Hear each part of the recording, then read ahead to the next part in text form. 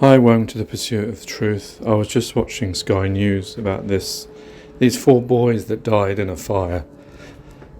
The mother went to Sainsbury's and a fire ensued. And unfortunately, when she was out, a fire took place. She's, I think it's got 10 years for manslaughter, because the children were 3 and 4 years old, or I think some of them were 2. It just seems so sad to think that these poor children, at one moment, there was a time in the world where we are, where those 4 children were in that living room, or bedroom, in their bedroom, I suspect. They say the fire may have been caused by a tea light or a candle. A candle should never have been left unattended. It should have been turned off, but these tea lights, apparently, because the lights weren't working, and I don't know whether apparently she lived in squalor, with rubbish and excrement around. I assume the excrement is probably nappies and stuff in bags, but not thrown away. Whether this was a council estate, I know they're putting it on the mother, because obviously she left underage kids on their own, and that's the cause of it. But is there more underlying things, that she may have been a council estate, or a landlord didn't fix the light bulbs, so she had to use tea lights, whatever they are, instead of normal bulbs? What was the reason for her living in squalor like this? But just the thing that gets me is the fact that these 4 beautiful boys, who were 2 to 4, I think, were found underneath their bed by the firefighters with their oxygen masks on, dead. And there would have been a time, they said that neighbours heard them screaming for help. So I assume some of them are a bit older enough to, I suppose a 3 or 4 year old can scream help, whereas a 2-year-old I don't think would, but screaming for help, and neighbours tried. I don't know how they couldn't have got in. I mean, I don't know what kind of, whether it was a house, whether it was a flat, or whether it was a council estate, or what it was. But how were they not able to break down the door? Like, surely if the neighbours, if 1 couldn't do it, then 2 could do it, 3 could do it. Why were they unable to break down that door and save those poor children? I know it's not their fault, and obviously if they're listening, I'm not trying to, it's the mother for leaving them there, but I'm just thinking from the point of view of these poor boys who, in their last moments, were underneath their bed together, hiding, crying out for help. And there was nothing they could do, and they just burnt alive. And some of them may have burnt first in front of each other, and screaming in pain and agony, however long that took to die. The only hope is that it was very quick, but it wouldn't have been that quick, would it? And maybe they tried to put each other out when they tried to, or I suppose hopefully maybe they died of smoke inhalation, and so they just passed out and they didn't, their bodies weren't burnt. I don't know, but just it seems so sad that there was a time in a moment where they were alive and they were happy for 2 years, whatever, and then because of a decision that was made that wasn't the right decision, that now these poor boys are dead. And there was a moment when they would have been gasping for breath, or on fire in pain and agony of dying, and not knowing what to do and how to get out, or who to call for help, because the help wasn't coming. There was no one strong enough to break down the door and get in until the firemen got there, and by that time it was too late. I just don't understand how, if I heard some kids screaming, and I know I'm not strong, I would have tried to break down that door as much as I possibly could. Like David Banner in The Incredible Hulk pilot, when he lifts over that car. He can't do it, isn't it? But to save his wife. But if I couldn't do it, I would have been screaming out for other people. Surely other people would have heard. There's other neighbours. Let's all try and break down the door together. Let's break the window. Let's get in. I know it's like maybe, I don't know, maybe it's a very strong door, or the fire was close by. I don't know. It just seems like how were these poor boys allowed to die? Anyway, here's the bit from Sky News. Take care, take it easy, God bless and peace. Now then, a woman whose 4 young boys died in a fire after she left them alone to go to the shops has been sentenced to 10 years in prison. Devika Rose had left her 2 sets of twins, aged 3 and 4, in the house when the blaze broke out in December 2021 in South London. Well, during the sentencing, the judge described the case as deeply tragic. Some light bulbs in the house did not work, and so there was a reliance on tea lights to provide sufficient light. You were convicted of 4 counts of unlawful act manslaughter. The basis of the case was that you went out, leaving 4 boys unattended in the unsafe conditions of the house, that you abandoned them. Had you been at home when a fire started, you may have been able to extinguish it, or if not, you would have been able to get the children safely out of the house.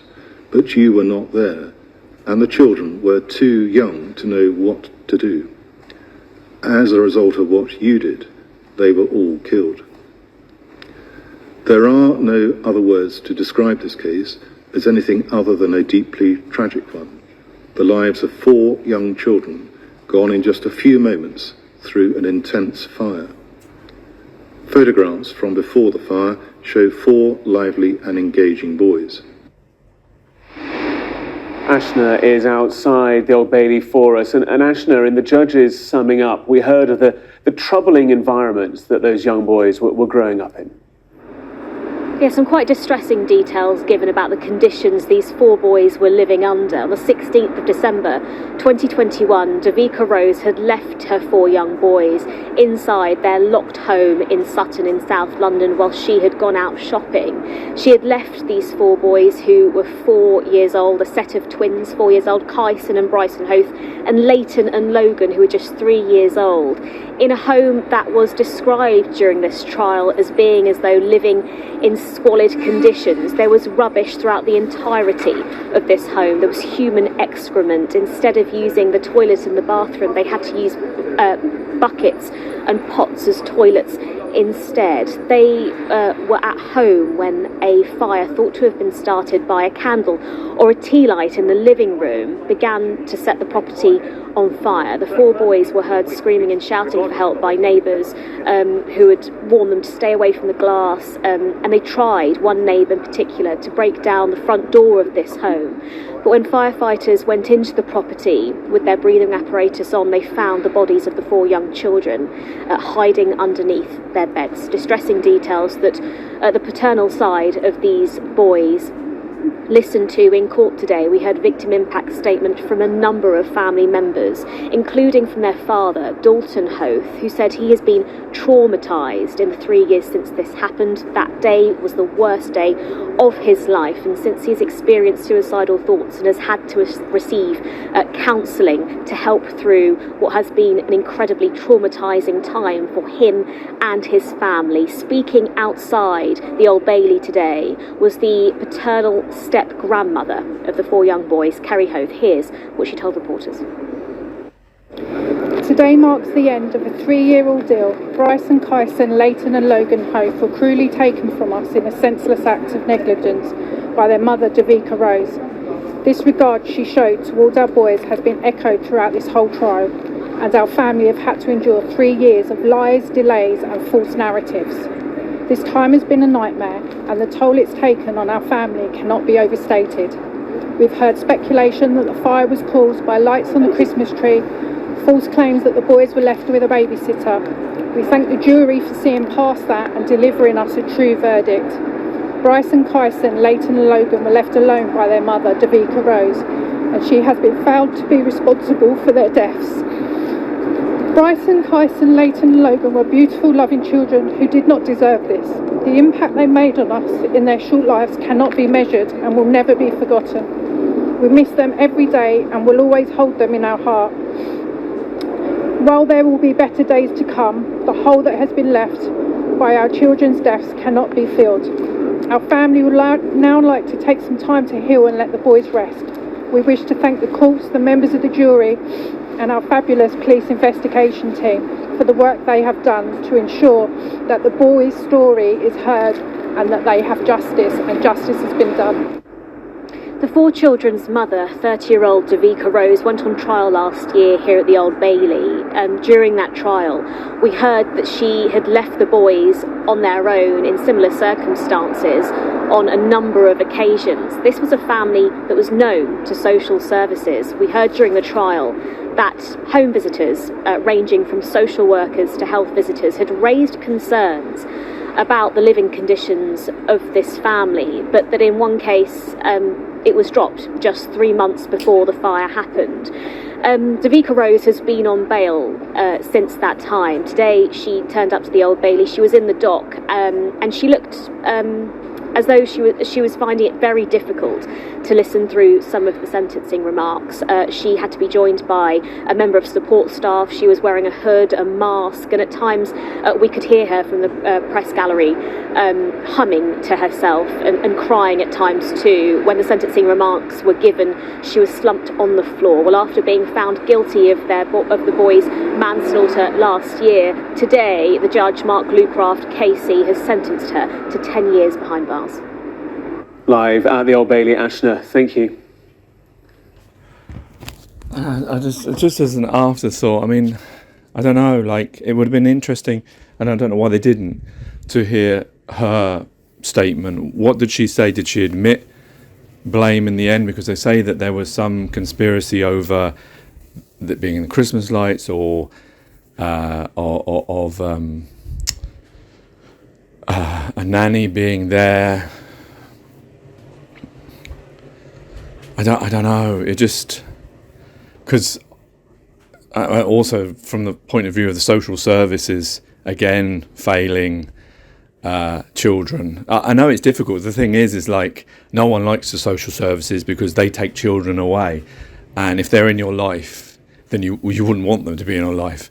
But the fact is, they are meant to protect children. And if these circumstances were squalid, then what was done about that? What warning was put on? What fixes were done? You know, was it, if it was a landlord issue, if it was councils, because we know that councils put people in terrible conditions. We've seen that on Sky News.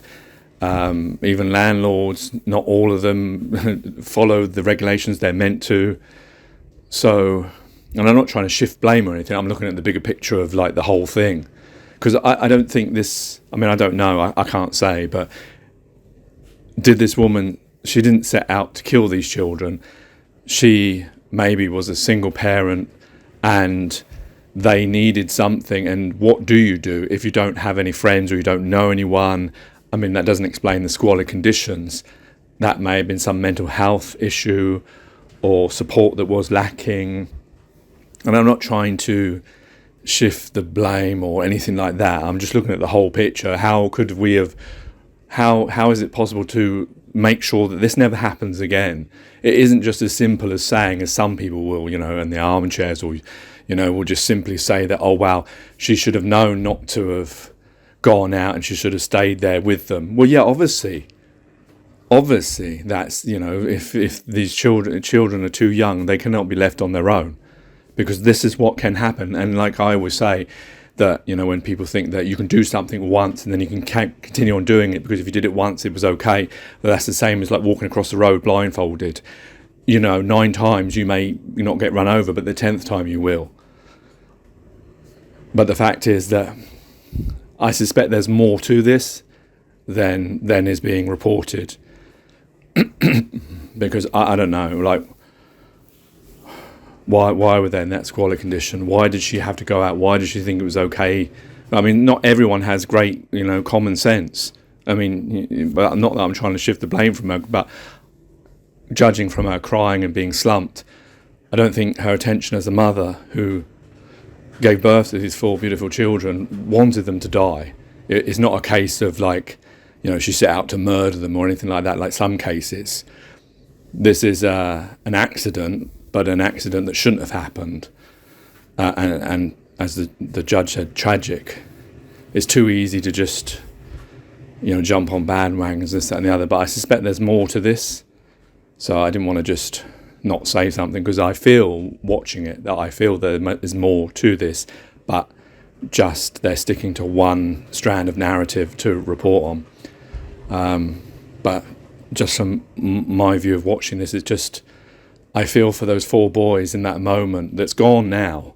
But at that time, there was a time when that moment was present, and they must have been so scared, and to end their life either being burnt or choking to death, both of which are terrible. I suspect the choking probably might have been quicker. Maybe they would have passed out without, they still would have been in distress because we heard they were in distress, but maybe they wouldn't have suffered so much. I don't know.